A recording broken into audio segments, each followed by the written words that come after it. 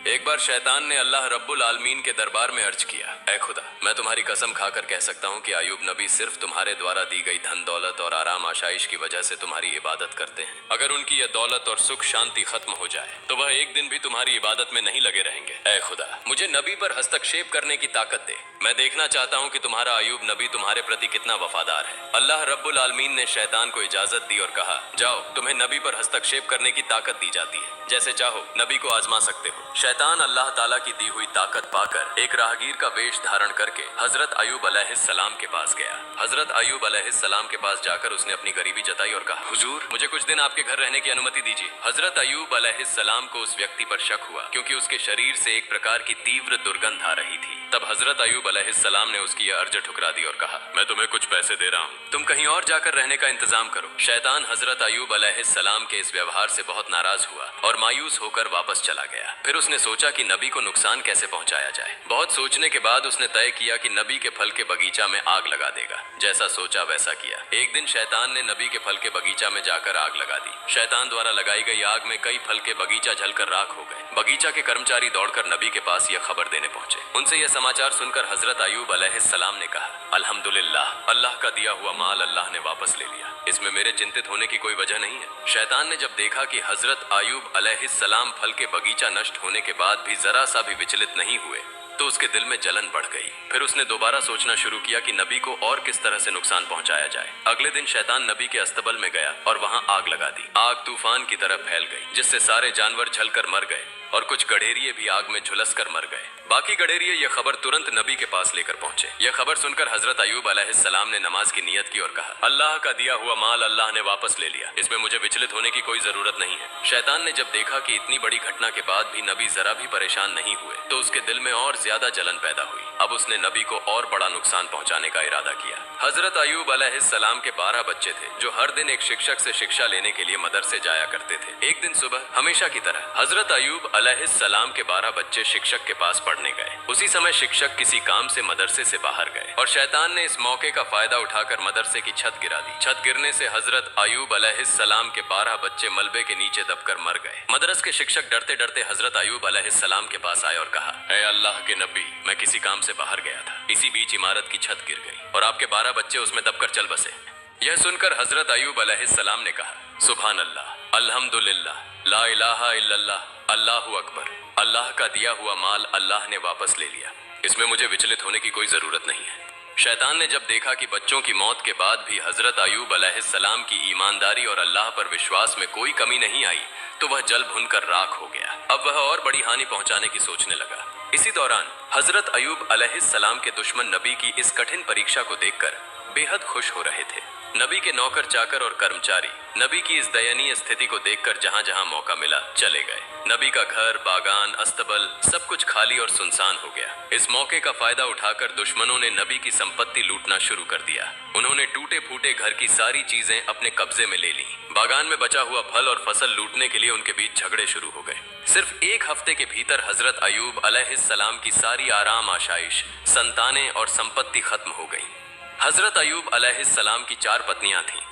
उनमें से 3 झगड़कर और बहस करके नबी को छोड़कर चली गईं। सिर्फ हजरत रहीमा अलैहिस्सलाम उनके साथ रहीं। वह नबी को छोड़कर जाने वाली नहीं थीं। वह हर समय नबी के साथ खड़ी रहीं। देश के लोग नबी के नबूवत के दावे का मजाक उड़ाने और ताने देने लगे। कुछ ने कहा, अगर अयूब सच में अल्लाह के नबी होते तो उन पर ऐसा गजब क्यों आता? वह नबी नहीं है। उनकी झूठी नबूवत के दावे के कारण अल्लाह का गजब उन पर उतरा है। इधर नबी के अनुयायियों के बीच भी दरार पड़ने लगी।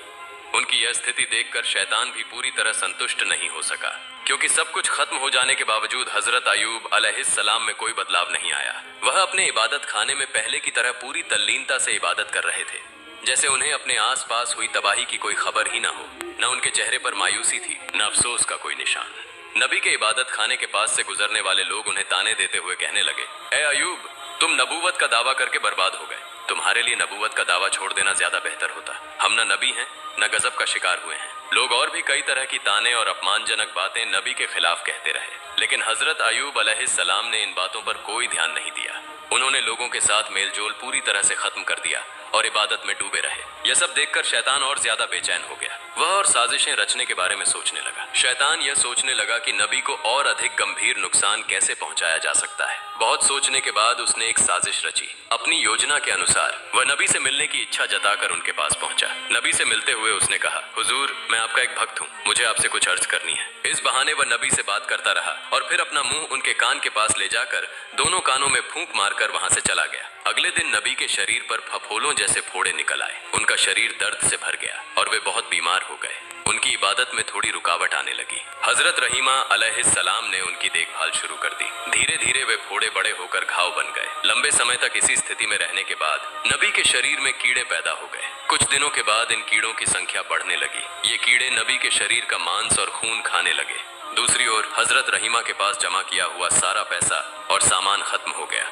खाने पीने की गंभीर समस्या पैदा हो गई। कुछ दिनों तक नबी और उनकी पत्नी ने केवल पानी पीकर गुजारा किया, लेकिन आखिरकार हजरत रहीमा के लिए यह सहन करना मुश्किल हो गया। हजरत रहीमा अलैहिस्सलाम नबी के पास आकर अर्ज करने लगी, ए अल्लाह के नबी, अब हमारे पास कुछ भी नहीं बचा है, इसलिए गांव जाकर लोगों के घरों में काम करके रोजी कमाने के अलावा हमारे पास और कोई चारा नहीं है। अगर आप मुझे इजाजत दें तो मैं गांव में जाकर लोगों के घरों में काम करके हलाल रोजी कमा सकती हूं और उससे हमारे खाने का इंतजाम हो जाएगा। हजरत अयूब अलैहिस्सलाम अपनी पत्नी रहीमा की बात सुनकर बहुत देर तक रोते रहे। फिर उन्होंने कहा, रहीमा, मेरा इरादा तुम्हें तकलीफ देने का कभी नहीं था, लेकिन मैं बहुत बीमार हूँ और मजबूरी में तुम्हें इजाजत दे रहा हूँ। तुम जाओ और लोगों के घरों में काम करो ताकि कुछ हलाल रोजी कमा सके। नबी की इजाजत पाकर हजरत रहीमा ने गांव में लोगों के घरों में काम करना शुरू कर दिया। दूसरी ओर गांव वाले जब हजरत अयूब अलैहिस्सलाम के शरीर की स्थिति देखते तो बहुत भयभीत हो जाते। उनके शरीर से उठने वाली दुर्गंध से लोग घृणा महसूस करने लगते और उनके शरीर में सिहरन सी होने लगती। इसके अलावा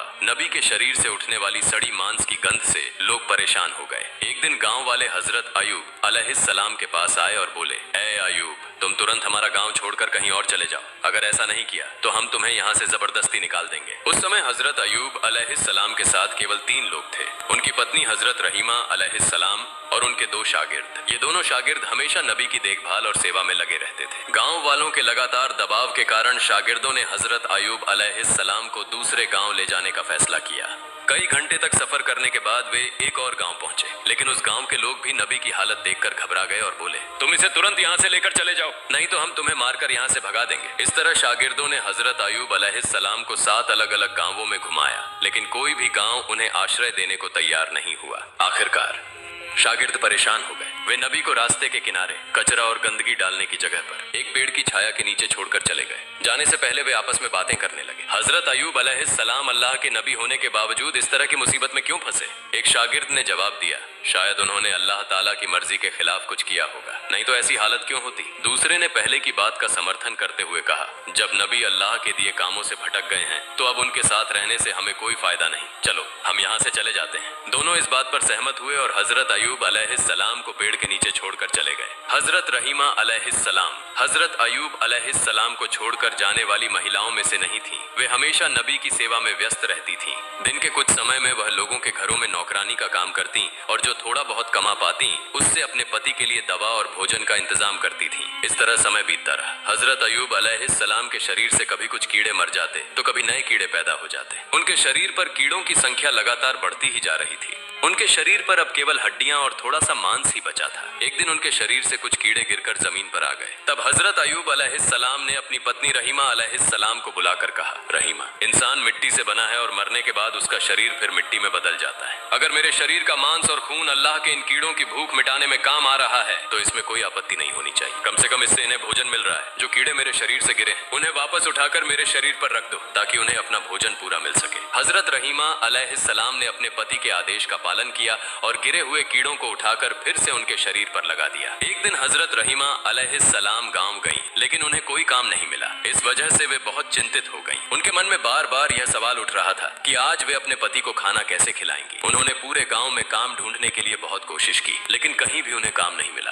आखिरकार वह एक महिला के पास गईं और उनसे कहा, हे सम्मानित महिला, क्या आप मुझे आज के लिए कुछ पैसे उधार दे सकती हैं? मैं कल आपको ये पैसे वापस कर दूंगी। मेरा पति बहुत बीमार है और मैं आज कोई काम नहीं ढूंढ पाई हूँ। अगर आप मुझे कुछ पैसे उधार देंगी तो मैं अपने पति के लिए दवा और खाना ला सकूंगी, नहीं तो उन्हें भूखा रहना पड़ेगा। कृपया मुझ पर दया करें। महिला ने हजरत रहीमा अलैहिस्सलाम की बात सुनकर कहा, मैं किसी को पैसे उधार नहीं देती। मैंने पहले बहुत से लोगों को पैसे उधार दिए हैं, कहते हैं, लेकिन किसी ने आज तक मेरे पैसे वापस नहीं किए। इसलिए ये नाटक करना बंद करो और सीधे अपने घर का रास्ता पकड़ो। मैं तुम्हें कोई पैसा उधार नहीं दे सकती। हजरत रहीमा अलैहिस्सलाम ने कहा, तो फिर मुझे कोई काम दीजिए, उस काम के बदले में मुझे पैसे दे दीजिए। महिला ने कहा, मेरे पास तुम्हारे लिए कोई काम नहीं है, लेकिन मैं एक शर्त पर तुम्हें पैसे दे सकती हूँ। तुम्हारे सिर के बाल मुझे बहुत पसंद हैं। अगर तुम अपने सिर के बाल काट कर मुझे दे दो तो मैं उनके बदले तुम्हें पैसे दे सकती हूँ। हजरत रहीमा